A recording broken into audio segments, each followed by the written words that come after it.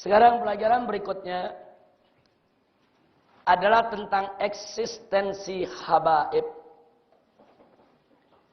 Apa yang ingin dibahas pada kajian ini?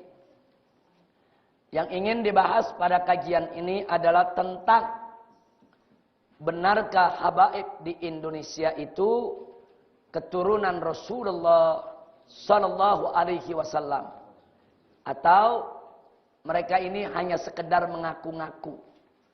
Mereka ini hanya sekedar mengklaim katanya mereka itu keturunan Rasulullah. Kalau betul mereka keturunan Rasulullah, apa buktinya? Buktinya harus ilmiah. Harus bisa dibuktikan secara ilmiah. Tidak boleh, yaitu tanpa bukti. Kalau mereka tidak punya bukti, berarti mereka bukan keturunan Rasulullah. Tapi kalau mereka betul keturunan Rasulullah, maka mereka harus mampu membuktikannya secara ilmiah dengan literatur yang jelas, muktabar dan bisa dipertanggungjawabkan bahwa mereka betul-betul keturunan Rasulullah Sallallahu Alaihi Wasallam.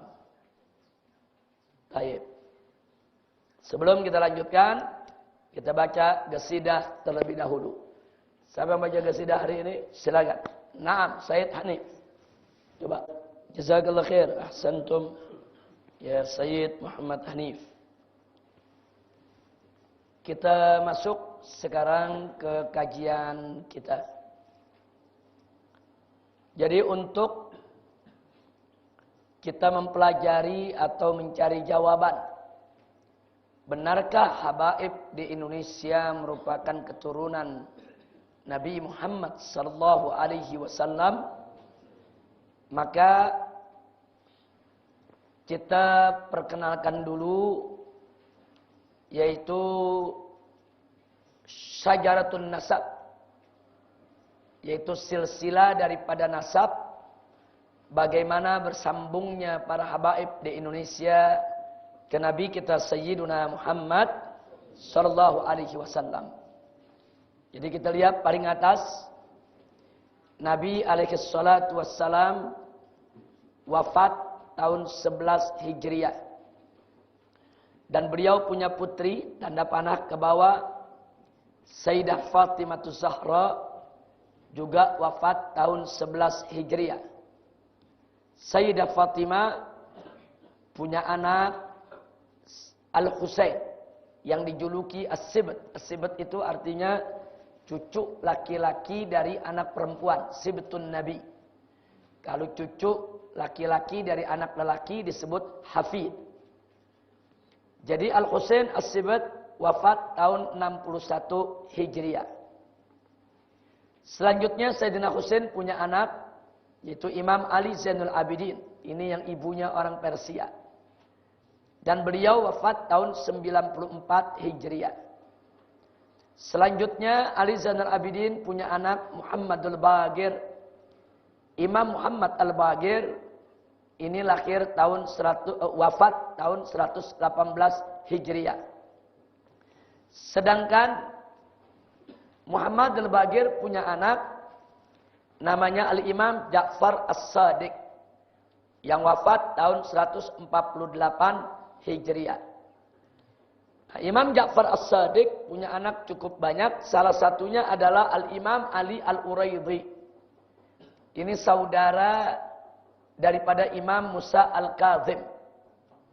Nah, Al-Imam Ali Al-Uraidhi wafat tahun 215 Hijriah. Ini makamnya ada di Madinah. Nah, kemudian Imam Ali Uraidhi punya anak Muhammad An-Nagib. Nah, dijuluki An-Nagib. Ini Nagibul Ashraf. Ini wafat juga sekitar tahun 200-an setelah ayahnya Imam Ali Uraidhi. Itu 200-an 50-an ke atas. Sementara Imam Muhammad An-Nagib punya anak bernama Isa Ar-Rumi. Nah, ini wafat tahun 300-an. Kemudian Isa Ar-Rumi inilah punya anak bernama Imam Ahmad Al-Muhajir yang wafat tahun 345 Hijriah. Jadi Imam Ahmad Al-Muhajir inilah yang hijrah ke Hadramaut. Yang hijrah ke Hadramaut. Sementara ayahnya Isa Ar-Rumi dan kakeknya Muhammadun Nagib itu Nagibul Asraf fil Iraq. Mereka menjadi pemimpinnya kaum Asraf, kaum Sadat di Irak ketika hidupnya. Jadi namanya masyhur sekali. Nah, kemudian Imam Ahmad Al-Muhajir punya anak bernama Ubaidillah yang wafat tahun 383 Hijriah. Nah, Ubaidillah inilah yang memiliki anak bernama Alwi. Jadi sebutan Ba'alwi itu dinisbahkan kepada beliau ini. Alwi Jad Ba'alwi. Ini wafat sekitar tahun 400-an.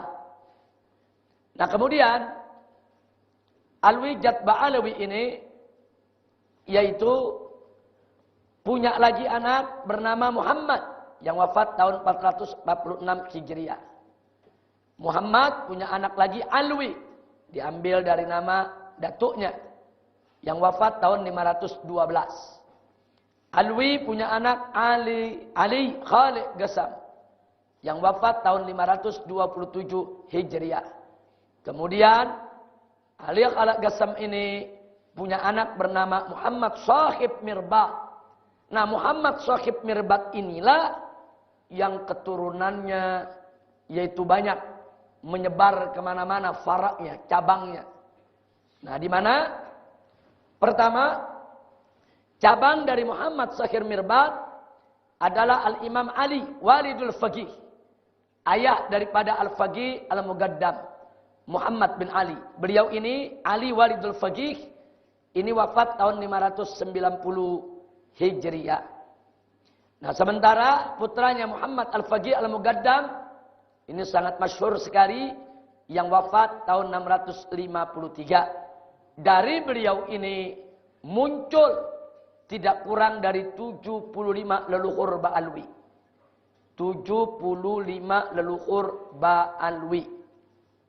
Nah, di situ ada seperti Al-Attas, kemudian seperti bin Syekh Abu Bakar, seperti bin Syahab, itu masuknya dari sana. Nah, sedangkan yang kedua, Al-Imam Alwi Ammul Faqih. Nah, ini disebut Ammul Faqih karena beliau ini paman daripada Al-Faqih Al-Mugaddam. Beliau wafat tahun 613 Hijriah. Beliau juga leluhur Ba'alwi. Nah, leluhur Ba'alwi dari jalur Ammul Faqih. Nah, di sini ada 15 leluhur Ba'alwi yang ada di Indonesia yang ma'ruf dari kelompok ini. Di antaranya adalah Bafaraj. Di antaranya adalah Bafaraj. Dan Wali Songo juga dari sini. Nah, jadi kita bisa lihat di sini, ini nasab Al-Ba'alwi. Pertanyaannya, bagaimana membuktikan nasab ini benar? Dari mana kita bisa tahu bahwa Ali Zainal Abidin itu benar putra Sayyidina Husain, selamat dari padang Karbala, tidak terbantai. Muhammad Bagir itu betul anak Ali Zainal Abidin. Ja'far Shadiq itu betul anak Muhammad Al-Bagir. Ali Uraidi ini betul anak Ja'far As-Shadiq. Bagaimana cara pembuktiannya? Kemudian Ahmad Muhajir itu betul keturunan mereka. Nah, karena ada sejumlah tulisan saat ini yang mengatakan Ahmad Muhajir ini bukan turunan Siti Fatimah. Ini seorang perantau dari Irak yang ke Hadramut, terus ngaku-ngaku sebagai keturunan Nabi. Andai kata Imam Ahmad Al-Muhajir ini bukan keturunan Nabi, maka seluruh habaib di Indonesia bukan keturunan Nabi. Kenapa? Karena ini pongkolnya para habaib yang ada di Indonesia. Nah, jadi ini mesti ada pembuktian satu persatu. Oleh karenanya, di dalam mengkaji ini ada 9 persoalan yang harus kita bahas. Pertama, tentang fitnah abtar. Jadi yang jadi persoalan, apa betul Nabi itu abtar? Abtar itu artinya terputus dari keturunan. Itu mesti kita jawab secara ilmiah dengan dalil. Baik ayat Al-Quran maupun hadis Nabi. Kemudian yang kedua, andai kata sudah kita jawab nomor 1, bahwa Nabi tidak abtar, bahwa Nabi punya keturunan, muncul lagi persoalan yang kedua. Keturunan dari siapa yang menurunkan zuriyah Nabi? Kenapa harus dari Fatimah? Bagaimana dengan Zainab? Bagaimana dengan Ummu Kulthum? Bagaimana dengan Ruqayyah? Kenapa mesti Fatimah? Apa mereka yang lain bukan putri Nabi? Apakah Fatimah saja yang putri Nabi? Lagi pula kenapa harus dari Fatimah? Fatimah kan anak perempuan. Yang namanya keturunan harus dari anak lelaki. Nah ini harus kita jawab. Juga harus dengan dalil. Bukan dengan emosi dan hawa nafsu. Kemudian yang ketiga. Tentang keturunan Sayyidina Hasan dan Husain. Nah, ada yang menuduh keturunan mereka sudah habis.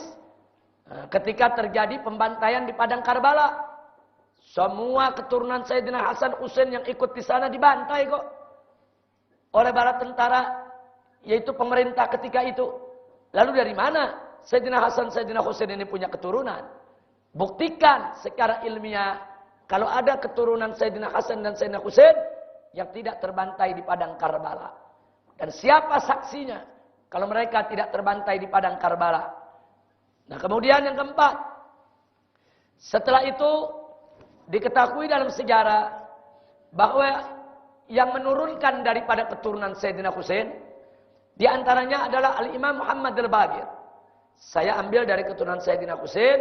Karena kita ingin bicara habaib yang ada di Indonesia. Nah. Mana buktinya? Imam Muhammad Al-Baqir itu keturunan Sayyidina Husain. Di literatur mana namanya disebut? Begitu juga Imam Ja'far As-Sadiq. Ini disebut-sebut sebagai cucu daripada Sayyidina Husain. Ulama mana yang menjadi saksinya? Dalam kitab apa disebutkan? Kalau mereka ini betul-betul merupakan keturunan daripada Sayyidina Husain. Nah, yang kelima, apalagi Imam Ali Uraidi. Kalau Imam Ja'far Shadiq banyak dikenal orang. Imam Musa Kazim banyak dikenal orang. Imam Ali Uraidi, siapa ini orang? Ini betul-betul adiknya Imam Musa Kazim? Apa betul-betul putra daripada Imam Ja'far As-Shadiq? Atau cuma ngaku-ngaku? Kalau betul Imam Ali Uraidi ini adalah putra daripada Imam Ja'far Shadiq, siapa ulama yang memberikan kesaksian? Dalam kitab apa kesaksian itu ada? Kitab tarikh yang mana yang menceritakan tentang Imam Ali Al-Uraidi? Kalau semua itu tidak ada, tidak bisa dibuktikan Imam Ali Uraidi sebagai keturunan Nabi. Dan ingat, kalau Imam Ali Uraidi tidak bisa dibuktikan sebagai keturunan Nabi, sekali lagi, seluruh habaib di Indonesia bukan keturunan Nabi. Sebab ini pongkolnya ini. Nah jadi kalau kita mau bicara tentang habaib yang di Indonesia, kita bicara pongkolnya dulu. Buktikan dulu nih pongkolnya benar semua. Nah bukan hanya sekedar klaim.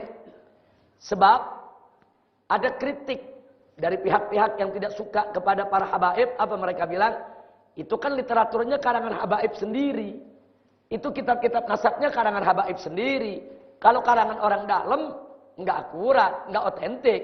Kalau kalangan orang dalam, itu nggak bisa menjadi argumentasi yang kuat. Kita menginginkan karangan orang luar. Mana ulama di luar habaib yang bercerita tentang mereka nih. Yang bercerita tentang Imam Ali Uraidi. Begitu juga tentang Imam Ahmad Al-Muhajir. Begitu juga tentang Imam Muhammad Shahib Mirbat. Begitu juga tentang Imam Abdullah Al-Idrus. Ini pongkol semua ini. Nah, buktikan. Jangan diambil cuma dari kitab karangan habaib. Mereka nggak terima. Kalau kitabnya kitab As-Samsud Dhakhira, karangan habaib. Kalau kitabnya Al-Masru'ur Rawi, mereka tolak. Mereka minta kitab karangan ulama yang muktabar. Yang diakui oleh seluruh para ahli nasab di dunia. Dan bukan dari kalangan habaib. Nah, jadi karena itu saya katakan tadi, untuk membuktikan keabsahan keturunan Nabi ini, harus betul-betul hati-hati, cermat, dan teliti, dan tidak boleh sampai tidak ilmiah.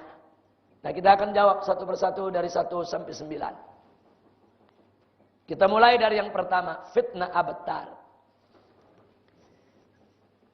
Saudara, di dalam tafsir-tafsir klasik diceritakan bahwa seorang kafir yang bernama Al-As ibn Wa'il menghina Nabi alaihi salatu wassalam dengan sebutan abtar. Kenapa Nabi dihina dengan sebutan abtar? Sebab ketiga putra Nabi, itu pertama Qasim, kemudian Abdullah. Abdullah ini namanya juga Tayyib atau Tahir. Dan yang ketiga adalah Ibrahim. Semuanya wafat ketika masih kecil. Sehingga Nabi tidak punya penerus keturunan. Karena anak laki-lakinya meninggal semua. Yang ada anak-anak perempuan. Ada Zainab, ada Ummu Kulsum, ada Ruqayyah, ada Fatimah. Nah, sementara anak-anak lelaki Qasim, Abdullah, Ibrahim itu meninggal ketika kecil. Nah, karena Nabi tidak punya penerus keturunan, di tengah bangsa Arab, kalau orang tidak punya penerus keturunan, itu disebut abtar. Artinya terputus dari keturunan. Akhirnya si kafir ini, Al-As bin Wa'il, menghina Nabi. Di mana-mana beliau menyatakan Muhammad abtar, Muhammad abtar.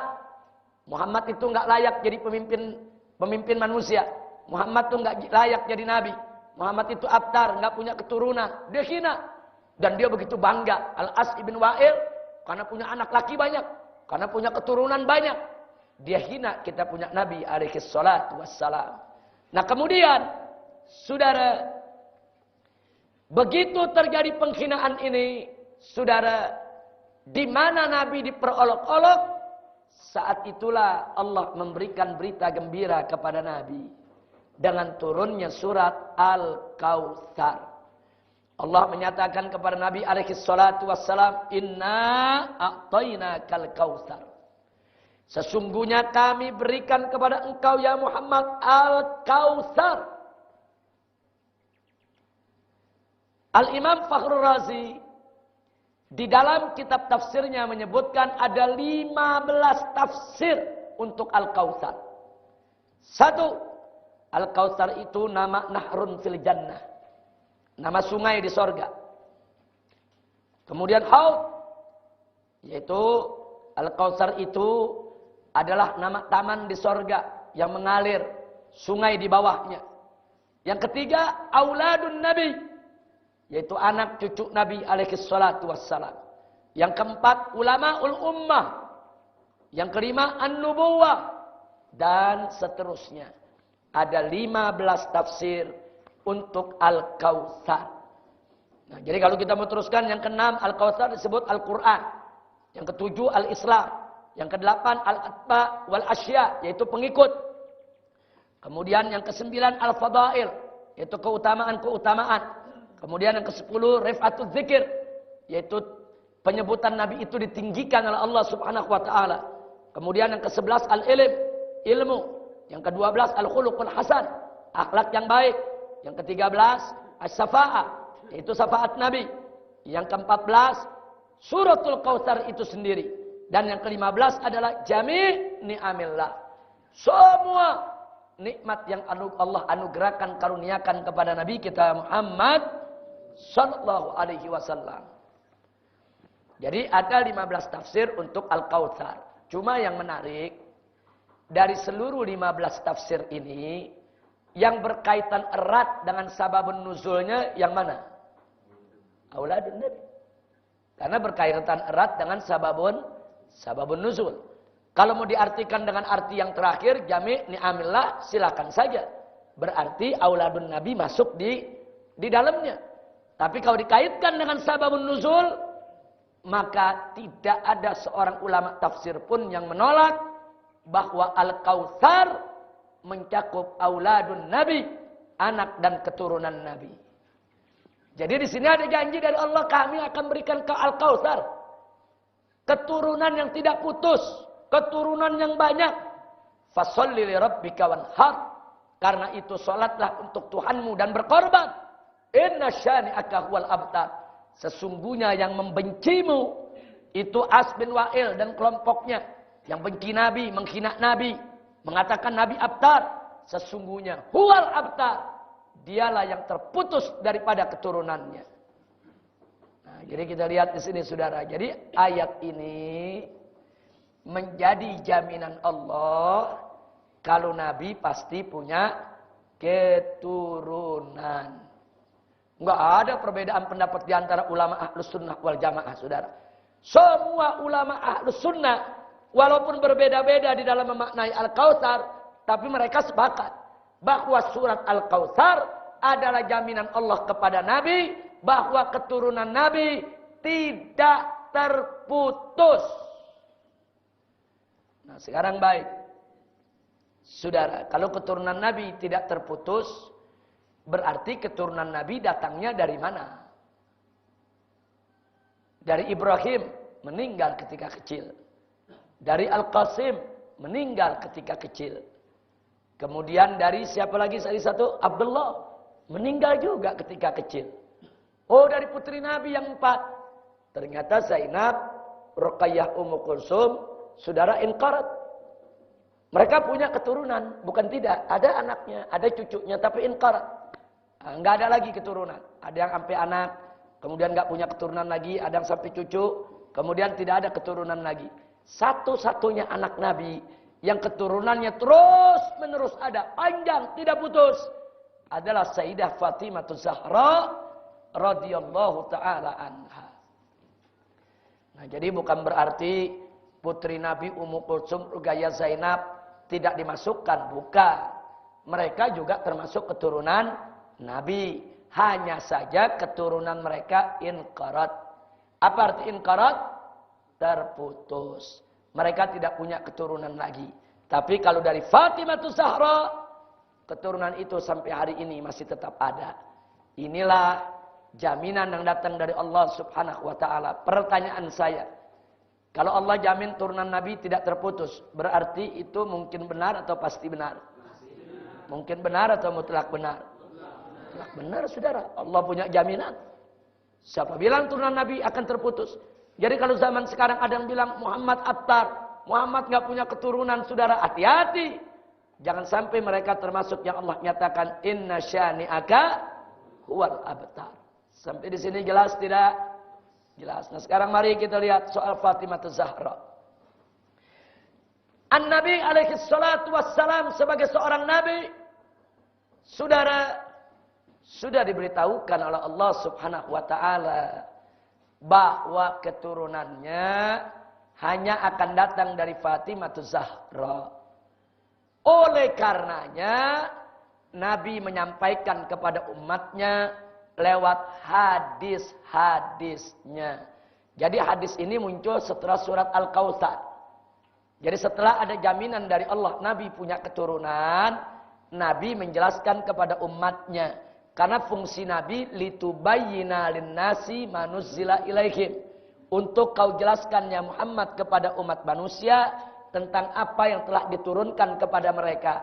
Jadi kalau Allah menyatakan Nabi pasti punya keturunan, tugas Nabi menjelaskan keturunannya dari mana. Kan Nabi nggak punya anak laki. Ada anak laki kan sudah meninggal sejak kecil. Dari mana keturunannya? Nah, Nabi menyampaikan dalam beberapa riwayat antara lain. Nabi bersabda, kullu bani Adam yantamuna ila asabatin illa waladi Fatimah fa ana waliyuhum wa ana asabatuhuma. Jadi fa ana waliyuhuma, bukan waliyuhum. Jadi Nabi mengatakan setiap anak keturunan Adam itu nasabnya nyambung kepada asobah mereka, garis lelaki. Illa waladi Fatimah, kecuali anak Fatimah. Fa ana waliyuhuma, dan aku adalah wali mereka berdua, Al Hasan wal Husain, atau waliyuhum, wali daripada mereka. Wa ana asabatuhum, dan aku adalah asobah mereka. Nabi yang mengatakan, aku wali mereka dan aku garis asobah mereka. Kemudian hadis yang lain, likulli bani ummin asobatun illa ibnai Fatimah. Setiap anak dari seorang ibu ada asobah dari garis bapaknya. Illa kedua putra Fatimah, fa ana waliyuhuma wa asabatuhuma. Aku adalah wali mereka berdua dan aku adalah asobah mereka. Kemudian dalam hadis yang lain Nabi mengatakan, innallaha ja'ala dzurriyyata kulli nabiyyin min sulbih. Sesungguhnya Allah menjadikan keturunan setiap nabi dari sulbinya sendiri. Wa ajala dzurriyyati fi sulbi hadza. Sedangkan keturunanku itu dijadikan oleh Allah di sulbi orang ini. Siapa yang ditunjuk oleh Nabi? Wa asara ila Ali. Nabi menunjuk kepada Sayyidina Ali ibn Abi Thalib, saudara. Kemudian di hadis yang lain Nabi mengatakan, kullu sababin wa nasabin yanqati'u yaumal qiyamah, ma khala sababi wa nasabi. Wa kullu bani unsa asabatuhum li abihim, ma khala waladi Fatimah fa inni abuhum wa asabatuhum. Jadi Nabi mengatakan dalam hadis ini, setiap hubungan dan setiap nasab akan terputus hari kiamat, kecuali hubunganku dan nasabku. Setiap keturunan seorang wanita, asabatuhum li abihim, bahwa garis asobahnya itu ikut kepada ayah mereka. Ma khala waladi Fatimah, kecuali yaitu daripada putra Fatimah. Fa inni abuhum, aku ayah mereka. Wa asobatuhum, dan aku garis asobah mereka. Ini hadis seperti ini banyak sekali yang Nabi memberikan jaminan bahwa turunan Fatimah Zahra adalah keturunan Nabi kita Sayyiduna Muhammad sallallahu alaihi wasallam. Kira-kira jelas tidak? Oleh karenanya Ahlus Sunnah wal Jamaah qatibatan, seluruh ulama Ahlus Sunnah sejak dulu sampai sekarang sepakat bahwa keturunan Fatimah Zahra itulah dzurriyyatun Nabi sallallahu alaihi wasallam. Enggak ada ulama Ahlus Sunnah berbeda, saudara. Nah, jadi kalau zaman sekarang mulai ada yang kritik, saudara, kan Fatimah anak perempuan, kan Nabi anak lakinya kan meninggal di waktu kecil. Ini menunjukkan yang bersangkutan bukan Ahlus Sunnah wal Jamaah. Karena tidak ada Ahlus Sunnah wal Jamaah yang menolak ini. Sepakat semua Ahlus Sunnah dari ulama kalangan manapun, baik yang habaib maupun yang non habaib, saudara. Tidak ada perbedaan bahwa mereka sepakat keturunan Fatimah adalah keturunan Nabi alaihi salatu wassalam. Bahkan mari kita lihat Sayyidina Umar. Diceritakan qala Umar ibn Khattab radhiyallahu taala anhu, lama tazawwaja Kulthum ibnatu Fatimah. Tatkala Sayyidina Umar yaitu kawin dengan Kulthum putrinya Fatimah. Apa beliau katakan kepada para sahabat? Ala tuhannuni, apakah kau tidak memberikan tahniah kepadaku? Artinya kenapa kalian tidak berikan ucapan selamat kepadaku? Tahukah kalian, sami'tu Rasulullah sallallahu alaihi wasallam yaqul, aku mendengar sendiri bahwa Nabi bersabda, yanqati'u yaumal qiyamah kullu sababin wa nasabin illa sababi wa nasabi. Putus semua hubungan dan nasab di hari kiamat kecuali hubunganku dan nasabku. Jadi Sayyidina Umar mengatakan kepada para sahabat, sudah sepatutnya kalian memberikan selamat kepadaku. Aku mengawini putri Fatimah. Aku menjalin hubungan yang tidak akan pernah putus sampai hari kiamat, sebagaimana disabdakan oleh Nabi. Jadi artinya di sini, saudara, kita lihat bahwa Sayyidina Umar ibn Khattab di hadapan para sahabat mengakui bahwa anak Fatimah adalah keturunan Nabi kita Muhammad sallallahu alaihi wasallam. Nah, makanya para sahabat Nabi, tabi'in, sampai semua ulama Ahlus Sunnah tidak berbeda pendapat bahwa keturunan Fatimah Zahra radhiyallahu taala anha adalah keturunan Nabi kita Sayyiduna Muhammad sallallahu alaihi wasallam. Sampai di sini jelas? Baik, sekarang yang ketiga. Ada berita katanya keturunan Sayyidina Hasan dan Sayyidina Husain sudah terbunuh semua di padang Karbala. Ini satu kebohongan. Kita boleh buka semua kitab tarikh. Dari mulai kita buka tarikh Tabari, kemudian kita buka tarikh Ibn Katsir, kemudian buka lagi tarikh Ibn Athir, kemudian buka lagi tarikhnya Ibn Khaldun, kemudian buka lagi tarikh Dhahabi. Buka semua kitab tarikh yang berjilid-jilid. Semua sepakat bahwa di padang Karbala ada beberapa putra Sayyidina Hasan dan Sayyidina Husain yang tidak terbantai. Yang tidak terbantai umumnya yaitu yang masih kanak-kanak. Mereka tidak terbunuh. Adapun anak-anak Sayyidina Husain, ketika itu saudara, yang kanak-kanak bahkan bayi ada yang terbunuh. Tapi ada satu putranya yang ketika itu usianya diperkirakan antara 17 sampai 18 tahun. Yaitu yang ketika itu sedang sakit. Allah takdirkan dia sakit. Tidak ikut bertempur di medan perang. Hanya dirawat oleh bibinya di dalam kemah. Dan dia selamat daripada pembunuhan. Saudara. Nah, tercatat dalam sejarah bahwa Sayyidina Hasan punya 11 putra dan 1 putri. Lihat nama-namanya. Nama putra-putri Sayyidina Hasan. Yaitu pertama Abdullah, kedua Qasim, ketiga Al-Hasan Al-Musanna, keempat Zaid, kelima Umar, keenam Abdullah, ketujuh Abdurrahman, kedelapan Ahmad, kesembilan Ismail, kesepuluh Husain, dan ke-11 Agil, serta yang ke-12 adalah Ummu Hasan. Nah, tolong dicatat di sini, saudara, bahwa di sini kita lihat putra daripada Sayyidina Hasan dan putrinya dari 12 ini dicatat dalam sejarah yang nomor 3, yaitu Al-Hasan Al-Musanna. Itulah yang melanjutkan keturunan Sayyidina Hasan yang keturunannya sampai hari ini bertebaran di seluruh dunia. Kemudian Sayyidina Husain, nah, itu memiliki 6 putra dan 3 putri. Kita lihat nama-nama anaknya. Ada Muhammad, ada Ja'far, ada Abdullah, ada Ali Al-Akbar, ada Ali Al-Awsat, ada Ali Al-Asghar, ada Zainab, ada Sukainah, ada Fatimah. Saudara, dari semua ini yang meneruskan keturunan buat Sayyidina Husain adalah yang nomor 5, yaitu Ali Al-Awsat, yang dikenal dengan nama Ali Zainul Abidin, yang dijuluki As-Sajjad. Nah, jadi sekali lagi, tidak ada perbedaan di antara para ahli sejarah bahwa Sayyidina Husain dan Sayyidina Hasan, penerus keturunannya, tidak terbunuh di padang Karbala, saudara. Jadi kalau ada yang ngotot terbunuh di padang Karbala, hat burhanakum in kuntum shadiqin. Suruh tunjukkan dari kitab mana yang mengatakan Sayyidina Husain anaknya semua terbunuh di padang Karbala, Sayyidina Hasan anaknya semua terbunuh di padang Karbala. Tunjukkan kitab. Jangan cuma dari otak dia, dari hawa nafsu dia. Tunjukkan kitab tarikh yang mana, kitab sejarah yang mana.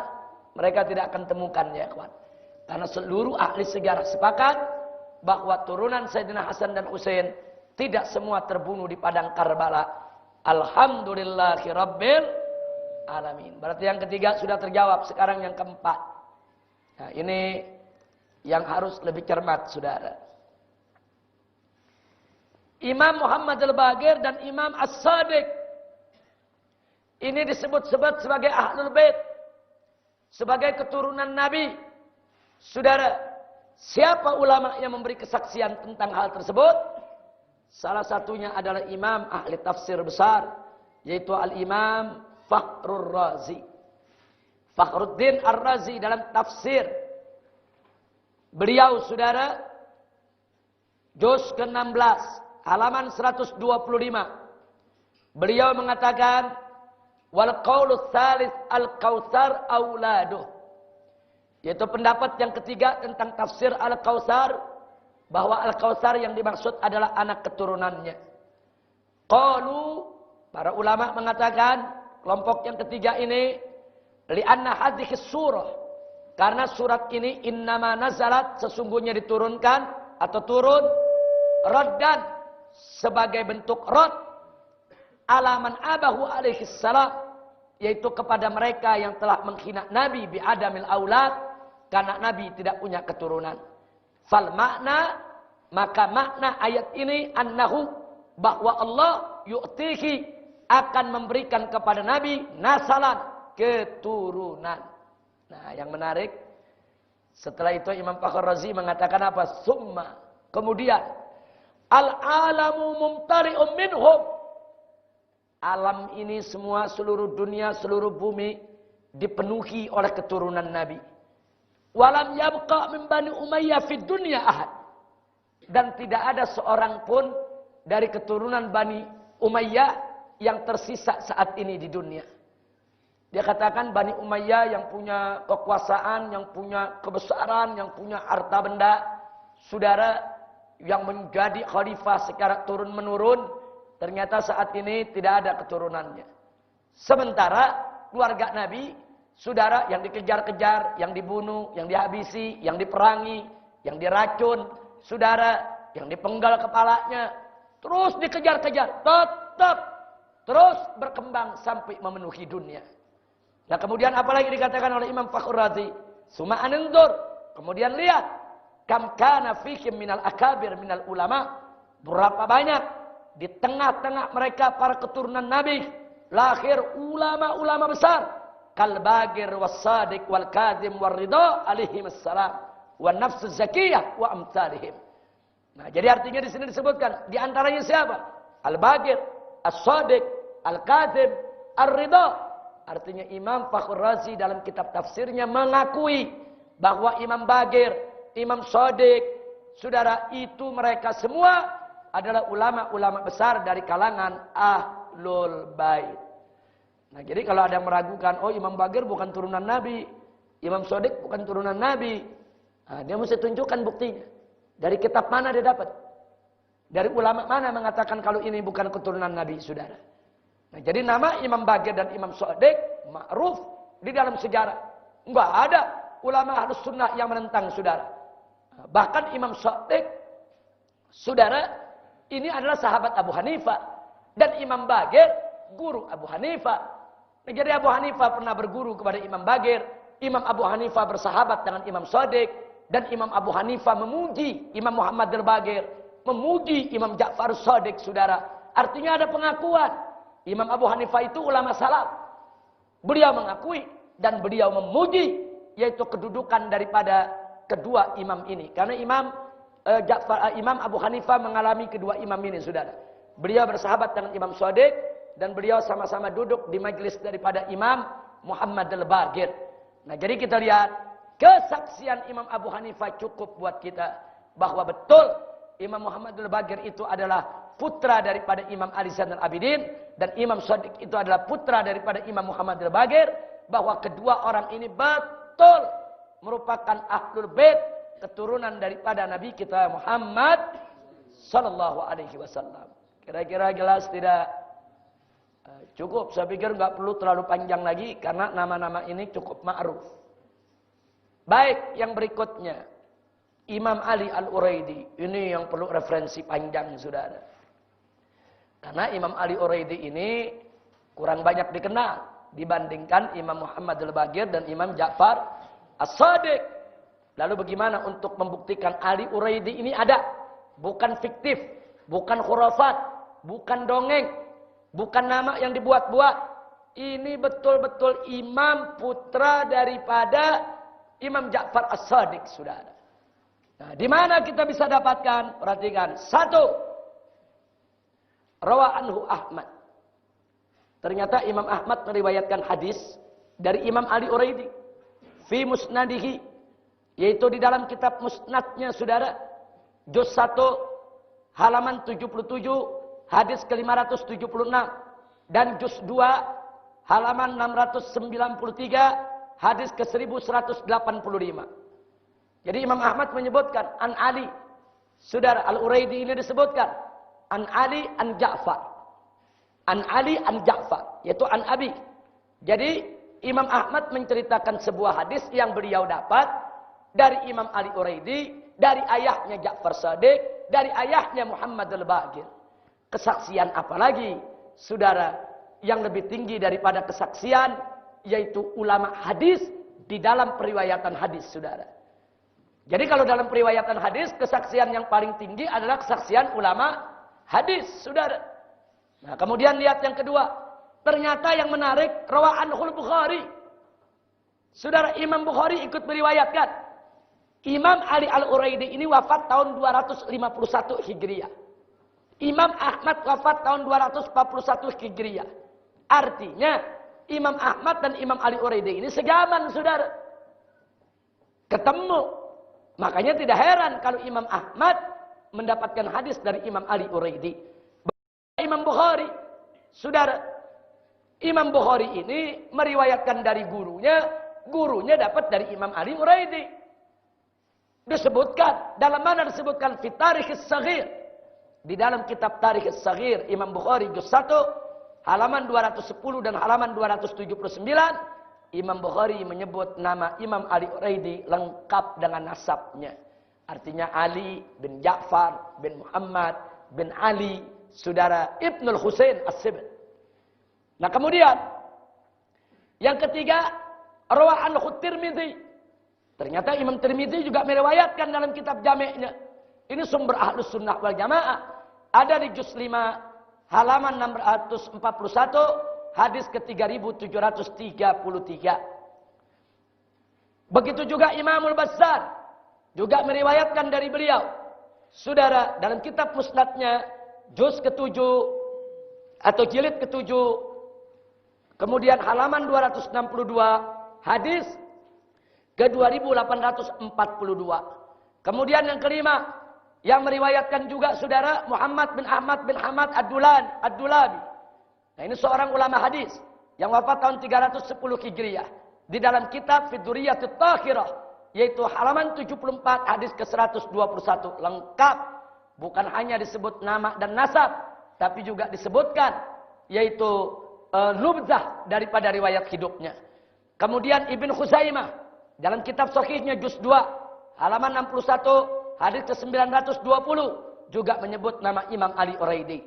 Begitu juga Al-Imam At-Tabrani di dalam Al-Mu'jamus Shaghir juz 2 halaman 163 hadis ke-960 juga menyebut nama Imam Ali Uraidi. Kedelapan yaitu Abu Syekh Al-Ansari di dalam kitab Tabaqatul Muhadditsin memasukkan Imam Ali Uraidi termasuk sebagai salah seorang muhaddits di juz keempat halaman 80 hadis ke-555. Yang kesembilan bahkan Al-Imamul Hakim juga menyebut namanya dalam kitab Mustadrak juz ketiga halaman 188 hadis ke-4802. Begitu juga Abu Nuaim dalam kitab Hilyatul Awliya juz ketiga halaman 199 dan Al-Imamul Baihaqi di dalam kitab As-Sunanul Kubra juz 7 halaman 41 hadis ke-13064. Begitu juga Al-Imam Al-Khatib Al-Baghdadi dalam kitab Tarikh Baghdad bercerita tentang Imam Ali Uraidi juz ke-13 halaman 287 nomor ke-7255. Begitu juga Ibnu Asakir dalam kitab Tarikh Dimashq ternyata menyebut juga namanya di juz ketiga halaman 337 sampai 339. Dan tidak ketinggalan Muhammad Al-Maqdisi yaitu dalam kitab Fil Ahaditsil Mukhtarah juz kedua halaman 43 dan 45. Mereka semua menyebutkan nama Al-Imam Ali Al-Uraidi di dalam kitab-kitab mereka. Nah, saya mau tanya, ini kitab-kitab yang disebutkan tadi standar tidak? Menurut Ahlus Sunnah. Standar, saudara. Ini bukan sembarangan ulama yang mengarang. Berarti ulama-ulama ini menjadi saksi. Dan guru-guru mereka menjadi saksi. Bahwa Imam Ali Uraidi adalah sosok yang betul-betul ada. Konkret, fakta. Bukan khurafat, bukan hayalan, bukan tokoh fiktif, saudara. Bahkan dalam kitab tarikh, di dalam kitab Tarikhul Umam wal Muluk, lil Imam At-Tabari juz 10 halaman 234, beliau ikut menyebutkan nama ini, saudara. Begitu juga Tarikh Baghdad, tadi sudah kita sebutkan. Dan ada lagi yang menarik, kitab Maghatirut Talibiyyin lil Imam Abil Faraj Al-Asfahani juga menyebutkan nama Al-Imam Ali Al-Uraidi. Saya pikir sudah sekian belas kitab-kitab yang menyebutkan namanya. Dan kitab-kitab tersebut standar di kalangan Sunnah wal Jamaah. Tidak perlu lagi diragukan bahwa Al-Imam Ali Al-Uraidi betul putra Imam Ja'far Shadiq. Dan betul putra Imam Muhammadul Baqir. Dan betul putra Imam Ali Zainal Abidin. Dan betul putra Sayyidina Husain. Dan betul Sayyidina Husain putra Fatimah Zahra. Dan betul Fatimah Zahra putri Nabi kita Muhammad Sallallahu Alaihi Wasallam. Kira-kira yang keempat jelas tidak? Jelas. Kita tambahkan lagi, saudara.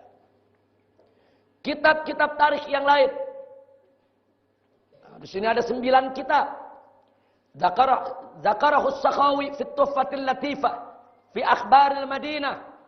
Nah, di dalam kitab ini juz 1 halaman 183 Al-Imam As-Sakhawi juga menceritakan tentang Imam Ali Uraidi. Kalau tadi kitab-kitab hadis dan kitab tarikh yang induk. Ini sekarang kitab-kitab tarikh lainnya, saudara. Kemudian Ibnu Umar Al-Hambali dalam kitab Sajaratut Dhahab fi Akhbari Man Dhahab juz 2 halaman 24. Kemudian Al-Imam Al-Yafi'i dalam kitab Mir'atul Jinan wa Ibratul Yaqidan fi ma'rifati ma ya'tabar min hawadits zaman. Nah, ini juz 2 halaman 37. Kemudian Al-Imam Al-Mazzi fi Tahdzibil Kamal fi Asma'ir Rijal, juz 20 halaman 352. Ternyata dalam kitab Al-Jarh wa Ta'dil namanya juga disebutkan, saudara. Kemudian masih ada lagi Al-Imam Al-Khazraji fi Khulasat Tahdzibil Kamal fi Asma'ir Rijal, nomor ke-4954. Kemudian masih ada lagi Ibnu Ambah fi Umdatut Talib fi Ansab Al-Abi Talib, yaitu Safha halaman 214. Kemudian Al-Imam Az-Zahabi. Al-Imam Az-Zahabi menyebut dalam beberapa kitab karangan beliau. Pertama dalam kitab Syiar A'lamin Nubala. Kedua dalam kitab Fil Ibar fi Khabari Man Ghabar. Kemudian dalam kitab Mizanul I'tidal. Kemudian dalam kitab Tarikhul Islam wa Wafayatul Masyakhir A'lam. Kemudian dalam kitab Al-Kasif fi Ma'rifati Man lahu riwayah fil Kutubis Sittah. Nah, jadi di sini Al-Imam Az-Zahabi dalam 5 kitab tentang Rijalul Hadis menyebutkan nama Al-Imam Ali Al-Uraidi. Kemudian Al-Imam Ibn Hajar Al-Asqalani juga menyebut dalam kitab Tahdzibut Tahdzib, juz ke-7 halaman 258, dan juga disebutkan dalam kitab Taqribut Tahdzib halaman 399, dan disebutkan juga dalam kitab Lisanul Mizan juz ke-7 halaman 310. 3 kitab ini merupakan karangan Al-Imam Ibn Hajar Al-Asqalani. Kita tentang persoalan ini mudah-mudahan manfaat untuk kita semua. Amin ya rabbal hadani Allah wa iyyakum ila siratihil mustaqim.